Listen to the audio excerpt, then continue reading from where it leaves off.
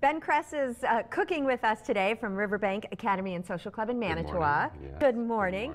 And he says you can have pizza and be eating healthy at the same time. You can, and we can have pizza for breakfast because I just had it. I know. And it was delicious. I read too that how we eat breakfast in the past probably 90 years is totally different. We used to eat stuff like this back in the 1800s and stuff. Okay. Now that we have bacon and eggs and stuff like that, cereals and stuff like that. Okay, right. But you can. Well, I eat pizza cold some mornings. You know, but this is a healthy version, and this one is gluten-free and dairy-free. Gluten, dairy-free. Can I show everybody what it starts with? Please, please do. This is a rice. It's a rice-based crust, gluten and dairy-free. There's all different types of these, so you can find the ones that you prefer the most. This is my favorite. Okay. Easy to use. You found this at Festival, but you can look at your favorite grocery store. Exactly. Or you can find your own.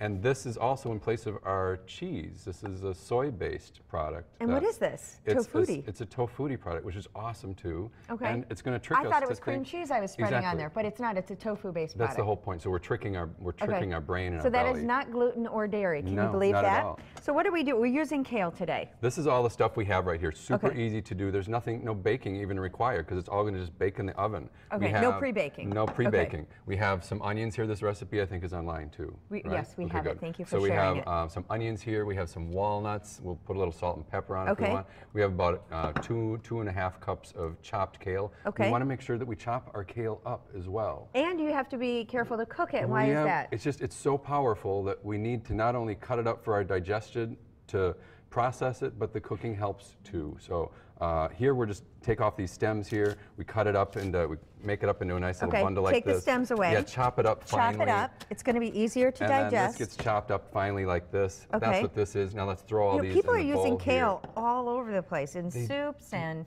Yeah, but you know what? This is you're going to find so refreshing because if you cook it in soups, it gets a little wilty. If you throw it in stir fries, it's also a little wilty. This kind of gets that crispy. I have to tell you, it was a good way to get that the kale chip flavor and texture without just eating a kale chip. I know a lot of people are trying that these days. This is way more fun here. Way more fun. And it smells so good. Do you have a little garlic in there? I do. I threw some garlic in there. There's garlic and onion. I was reading too that if you use garlic and onion together, it's even better for us than either one is alone. This, oh my gosh, this is decadent. We do plant-based cooking at the Riverbank Academy, but it doesn't mean that we're vegetarian. So there was some leftover pepperoni in my fridge. Is that real pepperoni or the fake stuff? This is real pepperoni. This is the real deal. Okay, real pepperoni, folks. And could you put any other meat outside of this pepperoni? I don't know, Ben, could you? Well, of course you could. You could throw in, if you had some leftover ground beef, if you had some ground turkey, anything like that would work. Now we're just drizzling some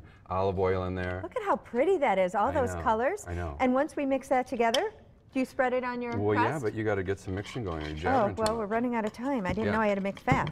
Now, we're just going to get this out of the way. Okay. And then you got to be a little patient. You spread it. I'm going to eat it and tell people how delicious it is. Yeah, please do. How long do you want that to go into the oven? This goes into a 375-degree oven for about 20 minutes. You're going to keep an eye on it, and all this bakes down. Look at this. It looks so beautiful, just fresh. The crust is so crisp. I know. And the topping is so flavorful, and I probably have kale in my teeth.